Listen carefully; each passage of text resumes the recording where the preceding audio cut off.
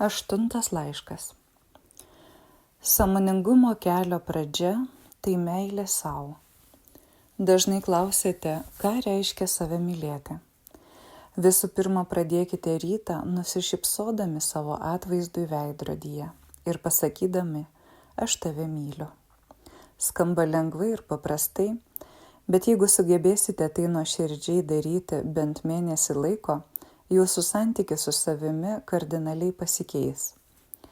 Matykite savyje tobulą Dievo kūrinį ir nustokite save kritikuoti, nuvertinti, žeminti ar kitaip engti. Mylėkite save. Tai visų pirma, priimti save tokius, kokie esate, o jūs esate tobuli, net jei patys tuo netikite. Mylėti save, tai reiškia gerbti save, vertinti savo sugebėjimus, matyti savyje gėrį ir grožį ir nepersekioti savęs neigiamomis mintimis. Bet koks iš vidaus kylantis neigiamumas iš karto jums signalizuoja apie nepasitenkinimą savimi, o tai reiškia nemeilę sau. Kol neišmoksite patys savęs mylėti besąlygiškai, jums nepavyks mylėti ir priimti kito žmogaus tokio, koks jis yra. Kai pajusite, kad ir kitas žmogus yra tobulas Dievo kūrinys, nebenorėsite jo keisti, pataisyti ar pritaikyti pagal save.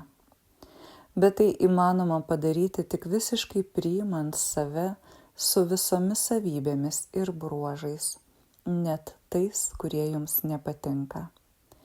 Įsivaizduokite, kad jūs su visais savo įsivaizduojamais trūkumais esate pats nuostabiausias ir labiausiai vertas meilės žmogus žemėje. Ar galite priimti šią žinutę? Ar galite bent trumpam tuo patikėti?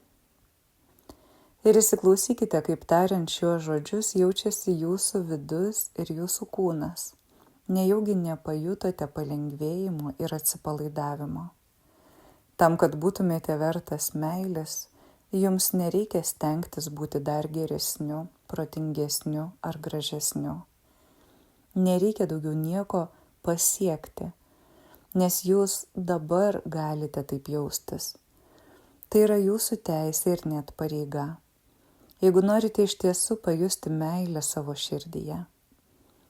Meilė sau ir visiškas savęs priėmimas tai kelias į laisvę, kelias į laimę ir harmoniją jūsų gyvenime. Jūsų spinduliuojama meilės energija pritrauks viską, kas yra iš meilės ir šviesos į jūsų gyvenimą ir jis ims keistis.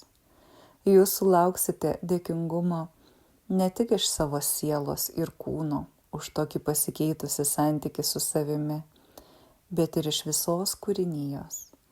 Prisiminkite, kad žemėje reikia jūsų meilės vibracijų tam, kad jie atsinaujintų, gyvuotų ir klestėtų. Taigi jums reikia išjausti meilę ne vien vardan savęs. Jums žmonėms patinka padėti kitiems ir jums lengviau yra pasistengti dėl kitų gerovės nei dėl savo. Todėl sakau jums, mylėkite save dėl kitų, jeigu nenorite to padaryti dėl savęs. Kitiems labai reikia jūsų meilės, net kūrėjas laukia jūsų meilės. Normalu, kad kasdienybėje jūs klupsite ir užsimiršite, vėl nukrisite į žemas emocijas ir pradėsite save smerkti. Tai yra normalus augimo kelias. Duokite savo laiko ir tik nebandykite savimi nusivilti. Jau vien tai, kad apie tai galvosite, bus svarbus žingsnis. O su laiku vis lengviau galėsite pasižiūrėti į save meilės kupinu žvilgsniu.